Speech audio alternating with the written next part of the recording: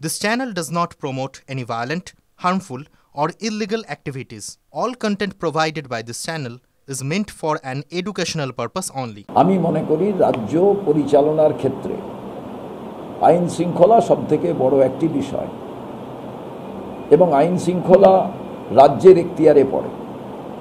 অতএব রাজ্য প্রশাসনকে এই আইন শৃঙ্খলা রক্ষার দায়িত্ব নিতে হবে। আইন শৃঙ্খলা যদি সঠিক না হয় তাহলে কোনো কিছুই সঠিকভাবে চলবে না। তার কারণ রাজ্যে যদি উন্নতি ঘটাতে হয় আইন শৃঙ্খলাকেই সবথেকে প্রায়োরিটির জায়গায় রাখতে হবে। রাজ্যে যদি শিল্প আনতে হয় তাহলে তার পরিবেশ তৈরি করার জন্য আইন শৃঙ্খলা যদি ভালো হয় তাহলে মানুষ বিনিয়োগ করবেন, শিল্পপতিরা বিনিয়োগ করবেন। সেই শিল্পের সঙ্গে যারা যুক্ত হবেন, যারা কাজ করবেন, তাদের পরিবার এই রাজ্যে থাকবে, এই রাজ্যেই পড়াশুনো করবে। অতএব এখানে যদি এমন কোনো ইনসিডেন্ট ঘটে আরজিকরের মতো, কিংবা কোনো জায়গায় কেউ অত্যাচারিত হচ্ছে, কোনো জায়গায় কেউ রেপ হচ্ছে, পুলিশের ভূমিকা দ্রুততার সঙ্গে একেবারে যুদ্ধকালীন তৎপরতায় ব্যবস্থা যদি না নেওয়া হয় তাহলে মানুষ এই রাজ্যের প্রতি মুখ ফিরিয়ে নেবে। তো রাজ্যবাসী হিসেবে আমি কি চাইব?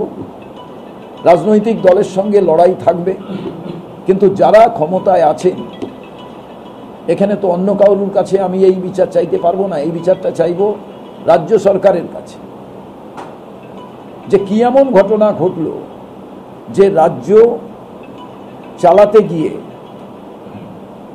রাজ্যে এই সমস্ত বার্নিং ইস্যুগুলো আজকে মানুষের কাছে আতঙ্কের পরিবেশ তৈরি করছে। তার মানে কি যারা ক্ষমতায় আছেন তাদের সরকার চালাতে আর ইচ্ছে করছে না? তা যদি না করে তাহলে নির্বাচনে চলে যাওয়া উচিত। আর তা যদি না হয় তাহলে সঠিকভাবে মানুষ যাতে পরিষেবা পান, মানুষের সুরক্ষা যাতে বজায় থাকে, পরিবার নিয়ে যারা এই রাজ্যে বসবাস করেন তাদের যাতে কোথাও ভয় তৈরি না হয়। একেই তো পরিযায়ী শ্রমিকরা এই রাজ্য ছেড়ে চলে যাচ্ছেন, যারা এখানে বিনিয়োগ করতে চাইছেন তাদের কাটমানির আতঙ্কে তারা সেই বিনিয়োগ থেকে পিছিয়ে যাচ্ছেন। তো রাজ্যটা সামগ্রিক ক্ষতিটা হলে যারা সরকারে থাকছেন তাদের ঘাড়েই তো দায় বর্তাবে। বিরোধী যারা তারা তো প্রশ্ন করবে। আমি তো কংগ্রেস থেকে এই প্রশ্ন করব। তার কারণ রাজ্যে যদি কিছু না হয় আমি বাংলার চিফ মিনিস্টারকে প্রশ্ন করব। দেশে যদি কিছু না হয় আমি ভারতবর্ষের প্রধানমন্ত্রীকে প্রশ্ন করব। দেশে যদি কোনো সংকট তৈরি হয় নিশ্চয়ই রাহুল গান্ধীকে প্রশ্ন করে তার সদুত্তর পাওয়া যাবে না।